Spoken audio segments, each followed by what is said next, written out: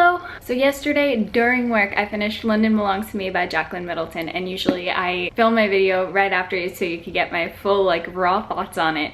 However, I was at work so I didn't. But I'm here now, it's the morning time. I have lots of notes regarding this book, which I didn't think that I would because this is just a contemporary novel, you know? And usually contemporary novels are like, yeah, it was cute, but not much to say. I have a lot to say about this book. I'll tell you what it's about first. It's about this girl named Alex Sinclair. She lives in Tallahassee, Florida. Recently, she has gone through some betrayal and abandonment. But because of those recent hardships, she decided to move to London. Her dad lives in Manchester, so she's been there before. She was actually born in Manchester, but spent most of her life in Florida. She resonates most with her dad, so she wants to be closer to him. And also she's trying to become a playwright, so she wants some time to really write her stories and she wants to be close to the culture there. She ends up rooming with someone that she met in college that she really became fond of as a friend, but she's moving in with him and his girlfriend has some serious jealousy issues. Her insecurities are up the roof, and that's sort of where this story goes off. This book was about 380 pages and it felt like 480 pages to me, and that wasn't a bad thing at all. It was just so much content. You got about a year and 2 months worth of this person's life, and you felt it. Not in a way where it was too much content, but just nothing was left behind. And also I felt like it was really important the time that was given in between certain scenarios because it felt more realistic that way. Alex Sinclair went through multiple hardships in this book, and there you go, abandonment and betrayal I feel like are two just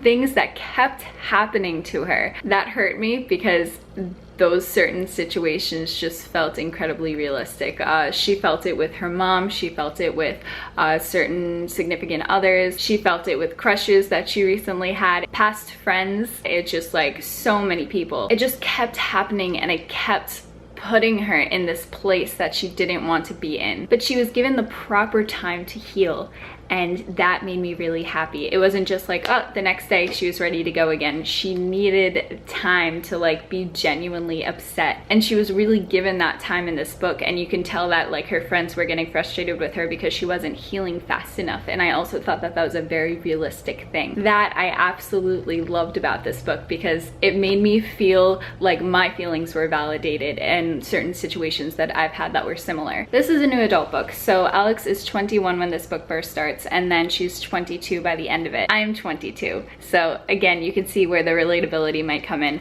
There was an extreme amount of pop culture references, which at first I was I'm not used to this. It did take me a while to get used to because books don't really have a lot of pop culture references, and I really enjoy when books have pop culture references because I'm I know that, or hey, I don't know this band, let me just circle that so I could listen to them. Something that I really liked is the pop culture references weren't there just to be pop culture references. A lot of them came back full circle. They spoke about Mindy Kaling earlier, and then they followed up with that, and at the beginning of a chapter was a line that Mindy Kaling said. There's also this one part at the very beginning that felt so eerily similar to the kiss on the lips party at the beginning of Gossip Girl, and then towards the end, 3/4 of the way through, they mentioned Gossip Girl and how one scenario felt very Gossip Girl. I would say this book to me is very Gossip Girl meets Jennifer L. Armentrout, but semi more realistic. While reading this, I got so much more motivated to actually put other things aside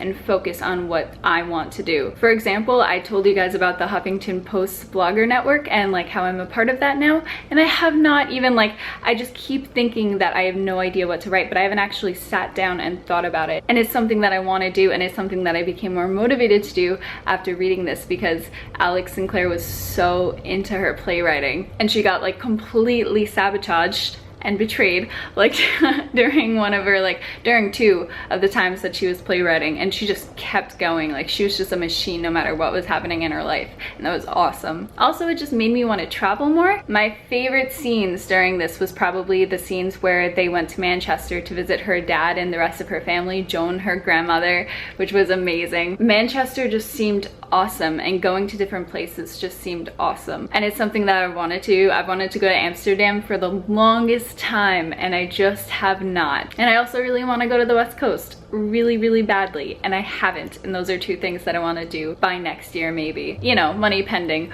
but that would be really cool. And that's something that I just put on the back burner, and I'm like, why? She's doing it. Just go for a month or a year and see how I like it. Another thing that was super realistic about this book that just like got me in the feels, Alex Sinclair tended to, you know how I said that she was very motivated to write, she was just a machine no matter like how much betrayal she felt. There were times, like I said, where she needed to heal and she was very downtrodden and she wouldn't let anybody help her. And that's me. Like, if I'm determined and something is my thing, I don't want anyone to help me with my thing, because then I'll feel like I didn't do it myself and I'll be just incredibly disappointed in myself. But everything that was wonderful that ended up happening to her happened because she got some help from her friends or her family. And ultimately, like, what happened was because of her and her work, and she did like an amazing job, but she needed that help from her friends to really like pick her up. And I need that sometimes, and I need to like be okay with people helping me. Moral of the story, don't push people away, get help if need be. There was an extreme antagonist in here, and her name was Olivia, and she was the girlfriend of the guy friend that she became roommates with in London that I spoke about in the beginning. Olivia is also a playwright, and she has insane jealousy issues. While she was a very dramatic antagonist, I felt like it was a really interesting antagonist to have, because I felt like she sort of, you know how we have that Kermit meme now where evil Kermit is the inner you? I sort of feel like Olivia was just evil Alex sometimes, just like trying to get her down at every single point. Also, Olivia had an extreme jealous streak, and you sort of saw that mirrored in Alex sometimes when she had her new crush, and also she had issues in her past relationship where she felt the need to be that jealous. So I felt like even though sometimes the things that Olivia did could be construed as dramatic, I felt like it was really just inner Alex sometimes, and I felt like that was incredible to have as an antagonist, and I wouldn't want her written any other way. I felt like this was a rom-com, but a very elevated rom-com, and it spoke to me in different ways that I didn't think that it would. I appreciated it a lot, and if there were to be a sequel, I would totally read it, because I became very invested in some of the characters, especially Isabella, who ended up being just this really amazing playwright that Alex looked up to. She seemed crazy, and I want to get to know her more, and I could see the ways that we would be able to get to know her more. So if there is a sequel, I'd like to see more Isabella, because she seemed like an amazing character. I'm rating this book 4 to 5 stars. I would highly recommend it. It's a very fun read. Again, Jennifer L. Armentrout plus Gossip Girl-esque. Definitely give it a go. I hope you guys are having a great day, and I'll see you soon. Bye.